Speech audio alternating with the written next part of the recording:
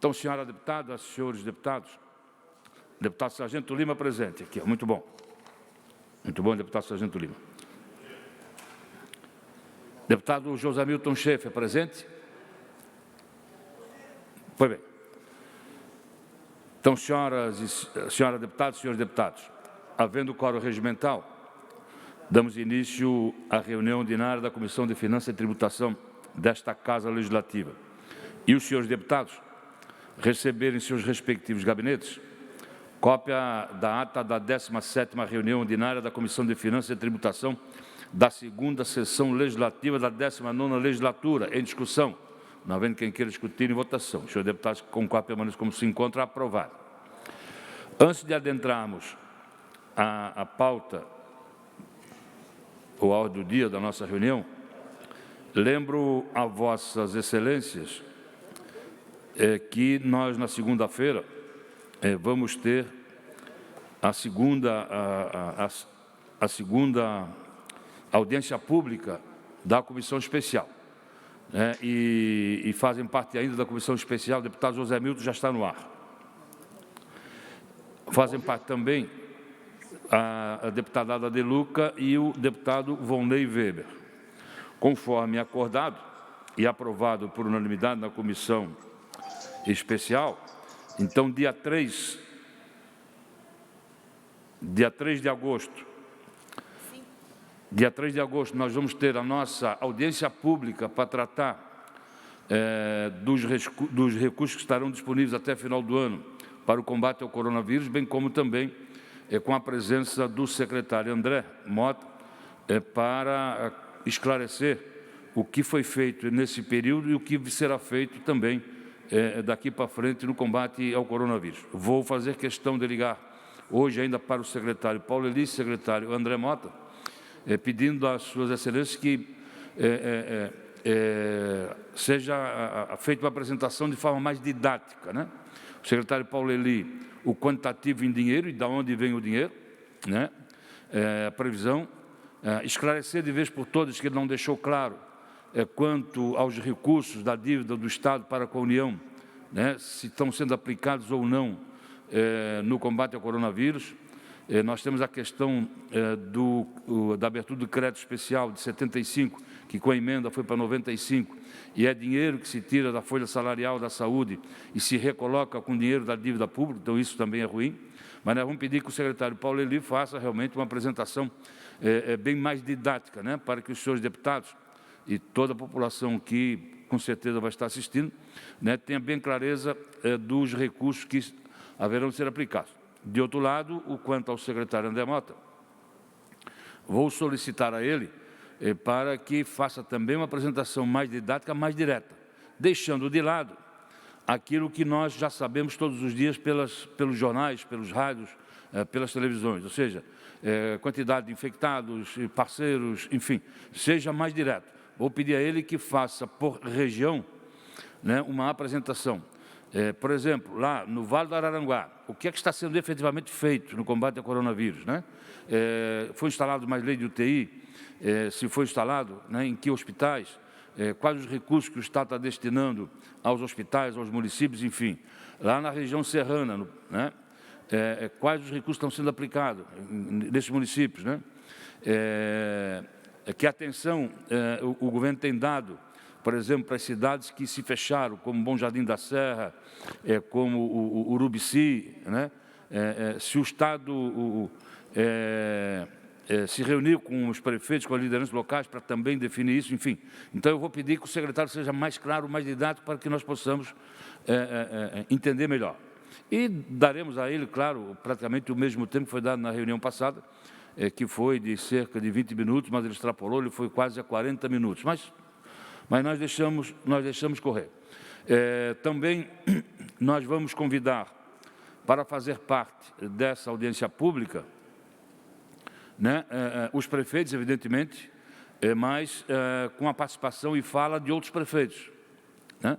Vamos lá, o prefeito Mário Delbrandi, de Blumenau, teve uso da palavra, mas o prefeito Fabrício de Oliveira, de Balneário Camboriú, ele não participou. Então, nós estamos convidando o prefeito Fabrício para poder para poder fazer uso da palavra, e outros prefeitos que nós vamos distribuir. Também nós estamos convidando, né, entramos em contato com alguns reitores de cidades onde as universidades elas são mantenedoras de hospitais ou não, ou são parceiras. Por exemplo, a UNOESC de Joaçaba, né, ela praticamente é mantenedora do Hospital Santa Terezinha. Nós temos o reitor, esqueci o nome dele agora, como é aquele reitor de Chapecó, a Luciane? É o professor Cláudio Jacoski. Cláudio Jacoski, né? Presidente da CAF. Da CAF, exatamente. Então, nós estamos convidando ele para fazer parte dessa audiência pública e também nós vamos perguntar, ou ele vai dizer, o que o governo do Estado tem procurado as universidades que mantêm hospitais universitários ou que têm curso de medicina, né? Estão usando essa estrutura, estão usando os estudantes de medicina. Como é que está a formatura desse pessoal, enfim. Então, nós vamos trazer para dentro da audiência pública, né, alguns reitores para que possam se manifestar. Da mesma forma, outros hospitais terão oportunidade de conversarmos.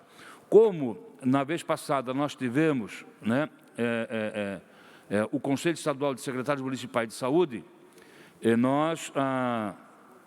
nós estamos, então, tentando trazer para dentro da audiência pública, tá, os consórcios intermunicipais de saúde. Acho muito importante.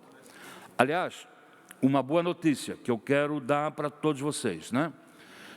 Lembram, quando da tramitação da LOA o ano passado, que eu sugeri para que fizéssemos uma emenda de forma coletiva, já que seria o terceiro ano seguido, para atendimento aos consórcios intermunicipais de saúde, né, porque o Estado não tem feito o devido repasse para o pagamento da média e alta complexidade desses consórcios intermunicipais de saúde. E fizemos, né, uma emenda coletiva de nossa autoria, da Comissão de Finanças, para a destinação de 20 milhões de reais para os consórcios intermunicipais de saúde. Eu, ao longo desse período todo, eu tenho conversado muito com o secretário Paulo Eli sobre isso, né? E ele agora está concordando em fazer o pagamento dessa emenda da Comissão de Finanças de cerca de 20 milhões de reais para os consórcios intermunicipais de saúde. Então, isso é uma notícia também extraordinária. Então, isso é muito bom. Então, nós vamos convidar, né, o Consórcio Intermunicipal de Saúde para fazer parte da audiência pública e também tocar nessa questão da liberação da emenda que foi proposta dos membros da Comissão de Saúde. Quero aqui resgatar a história dessa emenda, porque até hoje perdura. Isso começou há 5 anos atrás, quando ainda exercia o mandato o deputado Fernando Coruja, né? Ele que trouxe todo o grupo dos consórcios intermunicipais para dentro da Assembleia. E, naquela época, nós acordamos e fizemos a primeira emenda de 5 milhões de reais, o governo não pagou. No ano seguinte, nós repetimos, o governo não pagou. O ano passado foi de 15 milhões, o governo não pagou. Mas esse ano nós insistimos. Estamos aí prestes a receber a notícia positiva do pagamento dos 20 milhões de reais. E aí, quando da tramitação da LOA, a partir de setembro, nesta comissão, né, eu vou propor a Vossas Excelências para que continuemos a fazer essa emenda para se tornar uma rotina o pagamento de emenda aos consórcios intermunicipais de saúde. Eu quero crer que tudo vai dar certo, tá? E também uma outra grande notícia quanto ao pagamento das nossas emendas parlamentares impositivas, tá? Está indo essa semana, início de semana, para o banco, outros 200 milhões de reais depositados das emendas parlamentares impositivas, ou seja, serão feitos a antecipação de todos os pagamentos, tá? Essa notícia também eu recebi e quero compartilhar com os deputados. Ou seja, até segunda-feira, no mais tardar, nós já vamos ter aí depositado cerca de 400 milhões de reais dos 500 previstos para 2020, ou seja, das emendas 2019, 2020. Então, dos 500 milhões previstos, viu, deputado Jair, deputado Fernando? Então, da previsão dos 500 milhões de reais das emendas de 2019 e 2020, até segunda-feira nós vamos ter aí cerca de 400 milhões de reais já depositados. Então, é uma conquista extraordinária para não só para os deputados, mas, como já disse para o deputado Milton Alves em outra oportunidade, é a maior transferência de recursos do Estado para os municípios, né, nos últimos 7 anos. E essa transferência foi motivada pelas emendas parlamentares de todos os 40 deputados, inclusive daqueles deputados que não conseguiram renovar o mandato, ou que não disputaram a eleição, ou que subiram de posto, que é o caso ontem que eu disse do deputado Darcy de Matos. As emendas parlamentares dele ao término de 2018, que ele colocou no orçamento de 2019, estão sendo todas pagas também esse ano. Então, realmente, quero aqui dizer que não houve discriminação quanto a isso. Então, são duas notícias... Eu tenho uma dúvida, presidente. Sim, deputado, você pode falar. Não, a minha dúvida é justamente, bom dia primeiro, bom dia para todos os meus colegas, né? E ao presidente também, uma dúvida com relação dos 500, então 400 até segunda-feira. Por aí é. Então, isso significa que as emendas de julho, agosto e 2019 também, 2019 já praticamente foi, mas eu diria as deste ano, as parcelas de julho e agosto. Sim. E as de dezembro ficam para quando? Não, serão antecipadas todas. Todas. Tá. Todas. Vamos lá. Todas as emendas parlamentares transformadas em transferências especiais serão depositadas até o dia 14 de agosto. Todas. Vão ficar num curso... Só um pouquinho, deputado Milton. Vão ficar para um curso normal aquelas que são por convênio. Aquelas que são por convênio. E mesmo assim, se chegar em novembro, não se efetivar o convênio, nós já solicitamos que também seja transformado em transferência especial para que, no exercício financeiro 2020, tudo seja pago. Com certeza absoluta. Deputado Milton Alves. Só corroborando, deputada Luciane, aquelas que seriam pagas só em dezembro, foi acertado, e o secretário Paulo Eli passou isso, né, deputado Marcos? Vai pagar já a primeira parcela em agosto e o restante até novembro. Deputado Milton, há uma nova retificação. Nada ficará para dezembro, nada ficará para novembro, nada ficará para outubro, nada ficará para setembro. Que bom. Por isso que esses 200 milhões que estão indo para o banco é exatamente para liquidar antes do início do período eleitoral. Ótimo, ótima notícia. Então, fica só as entidades que dependem de convênio. De convênio, exatamente. Então, tudo até agosto. Notícia. Tudo até agosto. É que o Estado está arrecadando tanto, deputada Luciane, que esse Estado é uma bênção e a arrecadação está bombando. Desliga o microfone, Milton. Deputado Milton, desliga o microfone.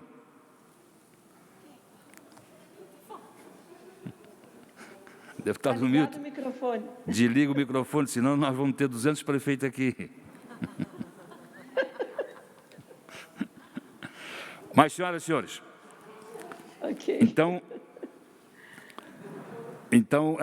tratamos da audiência pública que fiscaliza a aplicação dos recursos, tá? E nós temos também no dia 5 de agosto, quarta-feira da semana que vem, às 10 horas da manhã, a continuidade daquela reunião exatamente com o secretário Paulo Eli e com o secretário Juliano da Casa Civil, para tratarmos do pagamento das emendas parlamentares. Então, eu fiz uma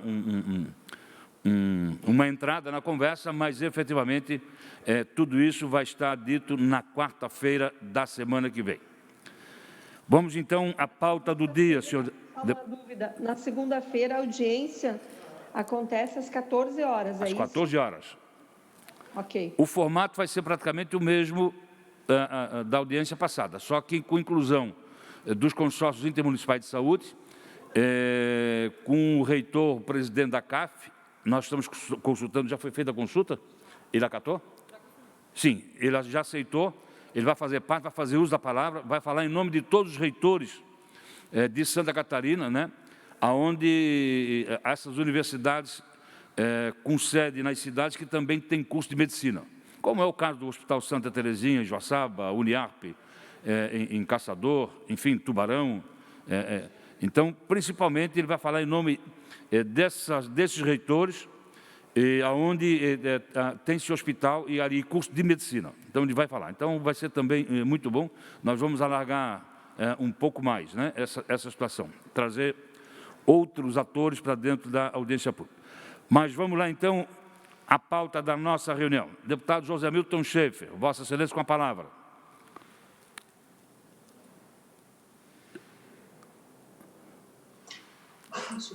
Bom dia, deputado Marcos Vieira, bom dia, senhora deputada, senhores deputados. Acho que começamos bem a quarta-feira, né, com a notícia aí de que o governo também vai pagar esses 20 milhões para os consórcios de saúde. Parabenizar o deputado Marcos aí pela luta de mais de 5, 6 anos. A gente o acompanha aqui na Comissão de Finanças. E também essa informação nova que o senhor trouxe aqui para a Comissão de Finanças, do pagamento das emendas, né? Isso é histórico para a gente, porque já é uma luta também de muitos anos da Comissão de Finanças, do qual Vossa Excelência preside.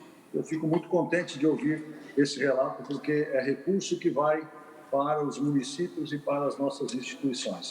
Deputado, eu quero relatar aqui o PL 512.9, cujo autor é o deputado Felipe Estevam, que institui o programa de incentivo ao consumo de pescado no estado de Santa Catarina. E o nosso pedido, nós precisamos de buscar mais informações, né, junto à Secretaria de Estado de Desenvolvimento Social, para poder, talvez, aí, aperfeiçoar um pouco mais essa ideia que é muito importante do deputado Felipe Estevam. Portanto, eu estou pedindo diligência à Secretaria de Desenvolvimento Social, que é o órgão que compete aí a formular e coordenar políticas estaduais na área da segurança alimentar e nutricional. Portanto, ao PL 512, eu peço diligência. O deputado Milton Obos, ao examinar o projeto de lei 0512.9/2019, de autoria do eminente deputado Felipe Estevam, decide e requerer a esta comissão o diligenciamento do presente projeto de lei. É em discussão, não havendo quem queira discutir em votação. Os senhores deputados concordam, permaneça como se encontra aprovado. Continua com a palavra, Vossa Excelência. Deputado Zé Milton Schaeffer, presidente. Desculpe. O PL 188.6 de 2020, autor o deputado Paulo Roberto Exel, que altera a Lei 5.684 de 1980, que dispõe sobre o Serviço Público de Transporte Rodoviário Intermunicipal de Passageiros e dá outras providências. O objetivo do projeto é que os estudantes de cursos técnicos ligados à área pública ou não, ou até de instituições particulares e privadas, tenham um desconto de 50% na passagem do transporte, que esses ônibus também sejam dotados de rede de Wi-Fi, bem como também a obrigatoriedade para que, caso necessário, por necessidade fisiológica de algum estudante, o ônibus tenha que fazer paradas, né, para que ele possa resolver essa situação. Tendo em vista a complexidade e envolver recursos públicos também, subsídio nas passagens, o projeto exige também 2 manifestações. Uma da Secretaria de Estado da Fazenda, aliás, 3, e também uma manifestação da Secretaria da Educação, que envolve estudantes, e também da Secretaria de Infraestrutura, sobre essa questão logística, né, dos ônibus terem ou não banheiros, de terem ou não que fazer essas paradas, até para aperfeiçoar essa ideia do deputado Paulo Ex, que também é muito boa. Por isso, nós estamos pedindo a manifestação, o diligenciamento para essas 3 secretarias, para que, a partir daí, a gente possa avaliar o impacto financeiro, né, da aplicação desse projeto no âmbito da nossa comissão. Senhora deputada, senhores deputados, o deputado José Milton Schaeffer também solicita diligenciamento ao PL 0188.6/2020, de autoria do deputado Paulo Roberto Exel. É em discussão, não havendo quem queira discutir em votação. Senhores deputados, concordam, permaneçam como se encontra. Aprovado o diligenciamento. Agora sim, deputado Milton Alves. Deputado Milton Alves, Vossa Excelência com a palavra.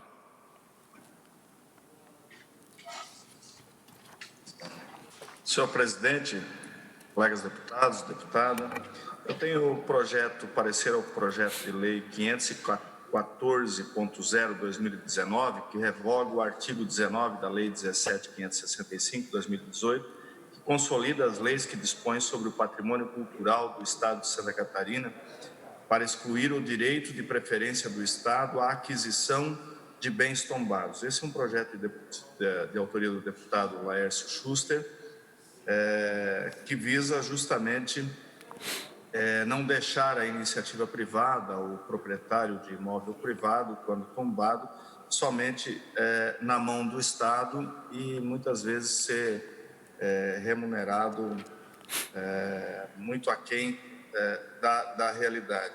E, nesse sentido, nós fizemos o parecer e voto, senhor presidente, que é pela aprovação da matéria. É pela aprovação, parecer e voto, deputado Milton Alves, ao PL 0514.0/2019, em que é autor o deputado Laércio Schuster, que revoga o artigo 19 da Lei 17.565 de 2018, que consolida as leis que dispõem sobre o patrimônio cultural do Estado de Santa Catarina para excluir o direito de preferência do Estado à aquisição de bens tomados. É em discussão. Não havendo quem queira discutir. Deputado Bruno Souza, com a palavra. Não, eu só quero manifestar meu voto favorável e dizer que o projeto realmente muito importante. Eu lamento que eu não tenha tido essa ideia, mas o projeto é muito bacana mesmo e importante. Hoje o Estado não tem condição de cuidar de todos os imóveis que são tombados, então isso abre oportunidade para que outras pessoas possam também cuidar desse patrimônio que muitas vezes fica abandonado, cai, enfim, se deprecia ali e não é usado pela sociedade. Um projeto muito bom. E é verdade, é realmente um projeto extremamente importante, porque a constatação que se tem é que, na maioria das vezes, quando um imóvel é tombado e cabe ao Estado cuidar, aí é que ele cai, ele tomba de vez. Tomba, na verdadeira acepção da palavra, tomba, cai. Nós temos aí vários exemplos aqui em Florianópolis, em cidades históricas, enfim. Senhores deputados, não havendo mais quem queira discutir, em votação. Senhor deputado, com o qual permanece como se encontra aprovado o projeto de lei nesta comissão 0514.0/2019, de autoria do deputado Laércio Schuster, relatado pelo deputado Milton Alves. Deputado Milton também não tem mais projetos para relatar. Deputada Luciane Carminati. Então, presidente, em minhas mãos, 2 projetos para serem relatados. Eu quero trazer aqui, inicialmente, o projeto 137.6 de 2020, de autoria do deputado Ismael dos Santos, que dispõe sobre a divulgação de boletins epidemiológicos diários e de relatórios de gastos relacionados à pandemia da Covid-19 no âmbito do Estado de Santa Catarina. Só para que os colegas deputados e também o público possam entender, ele cita no artigo 2º, por exemplo, que a Secretaria de Estado da Saúde deve divulgar diariamente boletim epidemiológico tratando de vários critérios. Número de casos notificados, número de pessoas com internações hospitalares, número de pessoas internadas em CTI, UTI, número de pessoas que receberam alta médica, número de pessoas que receberam alta médica de CTI, UTI, número de óbitos confirmados, curados e testes realizados. Então, na verdade, ele tem o objetivo de dar uma padronização, né, e também obrigar a própria Secretaria de Estado a divulgar amplamente esses dados. Então, eu não vou remeter aqui toda a análise no âmbito financeiro, porque eu entendo que é um projeto extremamente meritório e meu voto, sinteticamente falando aqui, é pela aprovação da matéria, presidente. É pela aprovação, parecer e voto da deputada Luciane Carminati, no projeto de lei 0137.6/2020, de autoria do deputado Ismael dos Santos, que dispõe sobre a divulgação de boletins epidemiológicos diários e de relatórios de gastos relacionados à pandemia da Covid-19 no âmbito do Estado de Santa Catarina. É em discussão. Não havendo quem queira discutir, em votação. O senhor deputado concorda, permaneça como se encontrar. Aprovado. Deputado Luciano Carminato, continua com a palavra. PL 145.6 de 2020, de autoria da deputada Ada de Luca, que institui o auxílio emergencial financeiro destinado a atender as mulheres que estão asseguradas pelas medidas protetivas e que são vítimas de violência doméstica durante o período de calamidade pública ou estado de emergência ocasionado em função da pandemia da Covid-19 no estado de Santa Catarina. Bom, constando aqui todas as prerrogativas já que fazem parte da nossa comissão em ser analisada, eu vou direto ao voto, então. Constata-se que, a despeito dos avanços significativos consolidados na legislação, são grandes as dificuldades enfrentadas pelas mulheres para terem seus direitos efetivamente reconhecidos, diante das práticas discriminatórias que, não raro, orientam as instituições policiais e judiciais. Apesar do reconhecimento social da gravidade do problema, as políticas públicas ainda deixam a desejar. Diante disso, a matéria apresentada tem por objetivo estabelecer o pagamento de um auxílio emergencial no valor de R$ 600 para cidadãs acolhidas por medidas protetivas. O benefício será concedido durante 6 meses em função dos efeitos sociais da pandemia do coronavírus.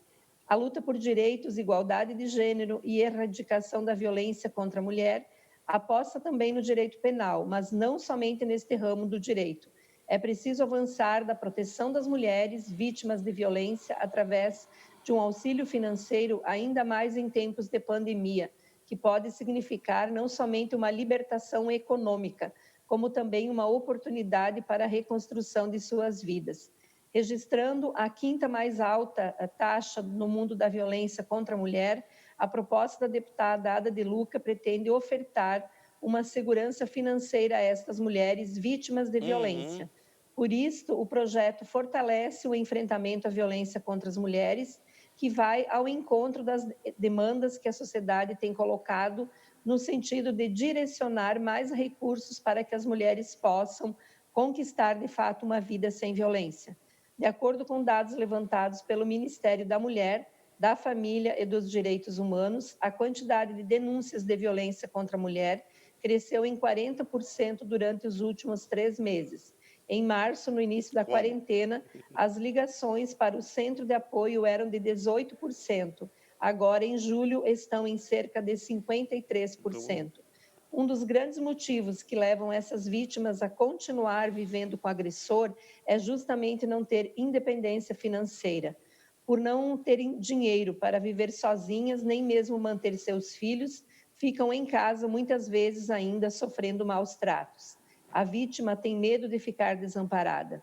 Esse auxílio tem de ser encarado como um incentivo para que a mulher deixe o agressor, saia de casa e possa aprender um ofício e iniciar uma vida nova. Logo, o projeto de lei é um pequeno passo para retirar as mulheres vítimas de violência doméstica do círculo vicioso das agressões. Para tanto, o desafio é que o governo ajude a mulher a conseguir emprego, a entrar em um curso técnico ou outra iniciativa nesse sentido, para que ela não fique dependendo do auxílio.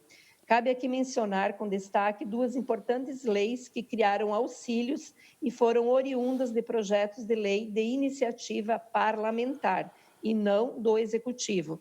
Uma é a Lei Federal Aldir Blanc, que dispõe sobre ações emergenciais destinadas ao setor cultural a serem adotadas durante o estado de calamidade pública, reconhecida pelo Decreto 6, de 20 de março de 2020. E a outra é a Lei Federal 13.982, a Lei do Auxílio Emergencial, que altera a Lei 8.742, de 93, para dispor sobre parâmetros adicionais de caracterização da situação de vulnerabilidade social para fins de elegibilidade ao benefício de prestação continuada, BPC, e estabelece medidas excepcionais de proteção social a serem adotadas durante o período de enfrentamento da emergência de saúde pública de importância internacional decorrente do coronavírus.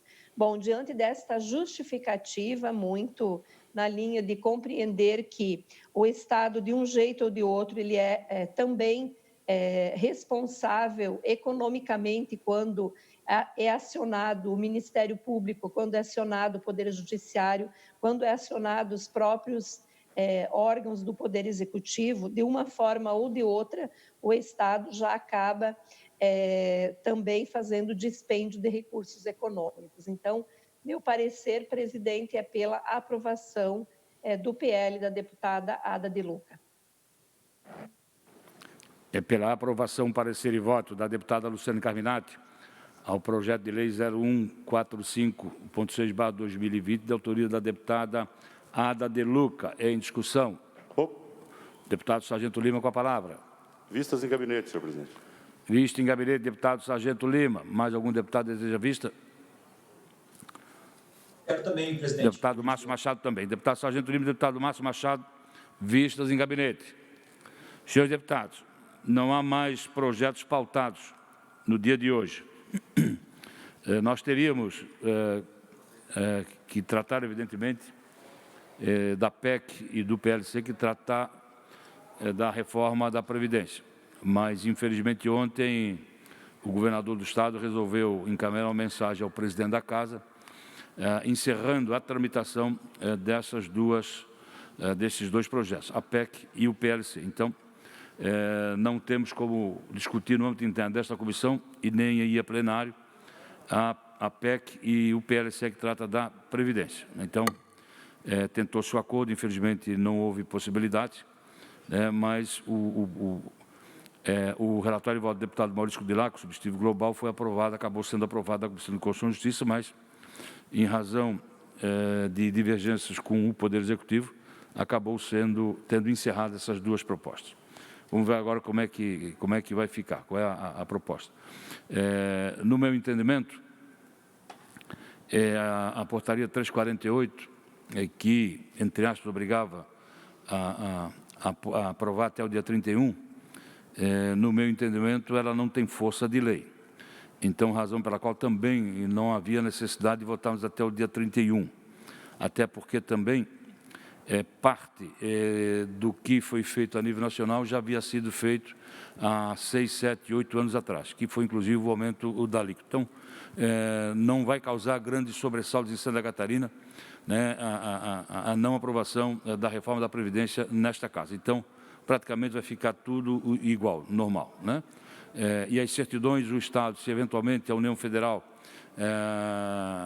positivar alguma certidão dessa, com certeza uma pequena medida cautelar libera essa certidão. Então, não vejo problema do encerramento desses dois projetos, que não causará grandes danos a Santa Catarina. Como muitos apregoavam por aí de que, se não votasse até o dia 31, nós estaríamos aí com todas as certidões positivadas. Então, não é verdadeiro isso, né? E há uma informação também, ao que parece, que o governo federal vai prorrogar esse prazo também, até porque outros estados também não aprovaram a reforma da Previdência. Mas, senhora deputada, senhores deputados, se Vossa Excelência tiver mais algum assunto para tratar, deputado Márcio Machado. Obrigado, presidente. Cumprimento Vossa Excelência, a deputada Luciane, aos colegas deputados. Presidente, eu gostaria de... Será que tem algum site, algum lugar que a gente possa acompanhar o pagamento das emendas? Porque, nesse momento, por exemplo, eu encaminhei ao prefeito de Bocaina do Sul, eu tenho R$50 mil para ser depositado. Já chegou o dinheiro? Ele falou, hoje ainda não. Então, às vezes, se tivesse algum site, algum lugar que a gente pudesse fazer um monitoramento, se foi pago, se teve algum problema na conta, para que a gente possa ter Ok, vamos lá. Vai ser fornecido a Vossa Excelência, sim. Houve um probleminha na segunda-feira. Na sexta-feira foi feito todo o empenhamento e foi rodado no banco para poder, para poder fazer o depósito. O sistema deu um pequeno problema, mas foi resolvido e eu quero que até hoje ou amanhã tudo será resolvido, né? O que nós temos que ter claro, né, conversar com cada um dos prefeitos, da qual os deputados indicaram as emendas, para verificar as certidões negativas. Isso é extremamente importante, tá? Se não tiver certidão negativa, não vai poder receber o dinheiro na conta, tá? ou se abrir as 3 contas, enfim, se fizer aquele procedimento normal, tá? Mas eu quero crer que até sexta-feira já esteja o relatório pronto para todos os senhores, as senhoras deputadas e senhores deputados, tá? Então, no mais tardar sexta-feira, ou extrapolando tudo, segunda-feira, tem sido tudo claro. E aí é fazer um levantamento daquilo que não foi pago, perfeito? Eu, por exemplo, tive, de 2019, eu tive 4 situações que ainda não foram regularizadas, tá? Que não é culpa da Secretaria da Fazenda, não, é culpa dos prefeitos. Deputado José Milton Schaeffer, com a palavra. Não, presidente, acho que é uma questão também, deputado Márcio, tem muito problema ainda de abertura de conta bancária de municípios. Tem situações do meu gabinete em que os prefeitos não abriram as contas de maneira adequada, então tem que monitorar tudo isso, mas a própria Casa Civil, acho que vai depois, através da Comissão de Finanças aqui, também prestar as informações. Mas é uma questão nova e a preocupação é com certidões dos municípios e, acima de tudo, com conta bancária, que alguns ainda não conseguiram efetivamente abrir ou comunicar a conta certa, né? Pelo menos eu, no meu gabinete, tenho tido situações assim. Era só isso, presidente Marcos, e eu acho que essa questão da Previdência foi boa as explicações aqui, porque todos nós, né, vínhamos preocupados com a votação. Acho que a Comissão de Finanças teria uma missão muito grande, muita responsabilidade sobre isso, e agora nos dá uma folga também para pensar e ouvir a sociedade e talvez aguardarmos aí um novo encaminhamento por parte do governo, talvez adotar uma legislação federal, não sei, mas realmente foi muito boa as explicações, porque desde ontem estávamos preocupados aí com a questão do prazo e com a retirada do projeto. Portanto, eu acho que dá mais um fôlego aqui, principalmente para nós da Comissão de Finanças. Era isso, presidente.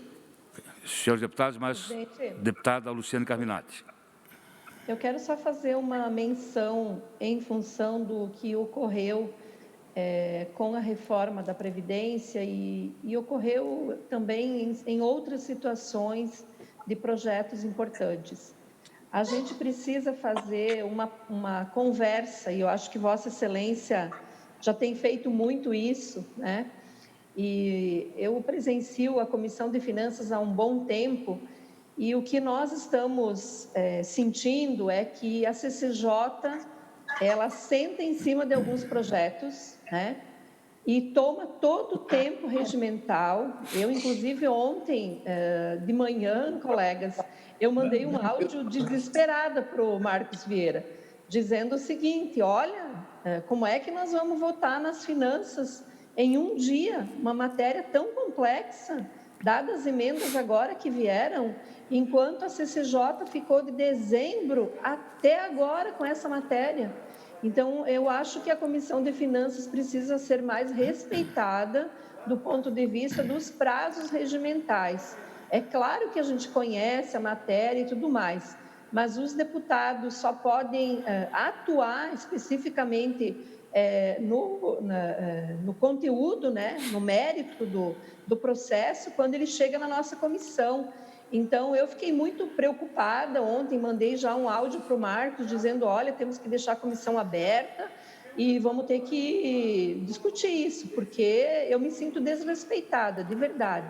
Eu já fui da CCJ, né, também, e acho que a CCJ precisa levar mais a sério essa questão dos prazos, porque a questão orçamentária tem um peso enorme para os cofres públicos e para a Previdência. Então, a nossa comissão deveria ter o mesmo tempo, no mínimo, que a CCJ, né? Ou então, paralelamente, a gente trabalhar junto. Infelizmente, acho que não é isso que aconteceu. E, como eu falei, não é a primeira vez. Já teve outras vezes também que a Comissão de Finanças vai meio a reboque. Então, eu quero fazer esse desabafo, presidente, porque eu acho que a nossa comissão precisa ter maior respeito por parte da comissão anterior. É isso. Senhores deputados, é extremamente relevante a fala da deputada Luciane Carminati. É oportuna, muito oportuna. O projeto da Previdência ficou na CCJ 6 meses, mais de 6 meses, desde dezembro do ano passado. e a nós caberia o direito de examinar o projeto em um único dia, o que seria humanamente impossível, né? Pois bem. Mas eu quero aqui propor, em razão da fala da deputada Luciane Carminati, eu quero aqui propor a Vossas Excelências um encaminhamento. Em que encaminhamento? Cabe ao primeiro secretário da Casa fazer a distribuição das matérias. Mas cabe ao terceiro secretário da Casa, conforme determina o nosso regimento, cabe ao terceiro secretário fazer andar os projetos dentro da Casa. Perfeito, deputada Luciane Carminati? Então, o encaminhamento que eu quero fazer é no seguinte: no primeiro, nós elaboramos um ofício ao terceiro secretário da Casa, com cópia ao presidente Júlio Garcia, solicitando ao terceiro secretário, que é a autoridade que faz os projetos caminhar aqui na Casa, para que observe os prazos de tramitação de cada projeto em cada uma das comissões, não só da CCJ para Finanças, mas da Finanças para outras comissões, enfim, de uma forma geral. E também o seguinte: se não for tomada a providência de fazer andar os projetos, vamos pedir para a nossa assessoria fazer um levantamento de todos os projetos, né, que se encontram em outra comissão e que tem que vir para a Comissão de Finanças e que já estão com prazo vencido, fazer um ofício especificamente para cada projeto desse, encaminhar ao terceiro secretário para que ele determine, né, o andamento desse projeto. Sobre que argumento nós vamos fazer isso? Por quê?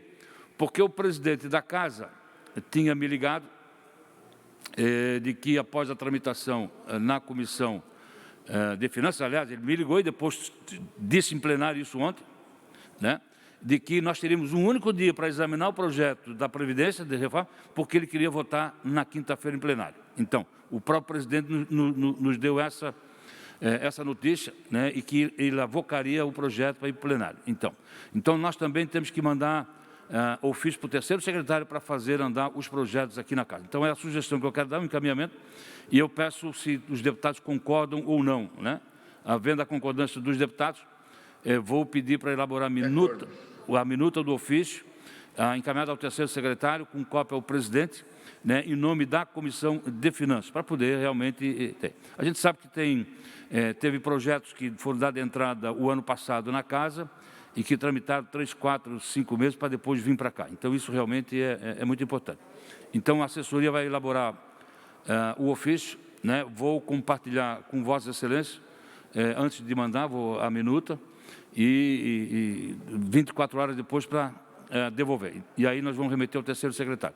Mas a fala da deputada Luciane Carminati foi assim, muito, muito importante, pertinente, né, para nós da Comissão de Finanças, com certeza. Mais algum assunto, senhores deputados?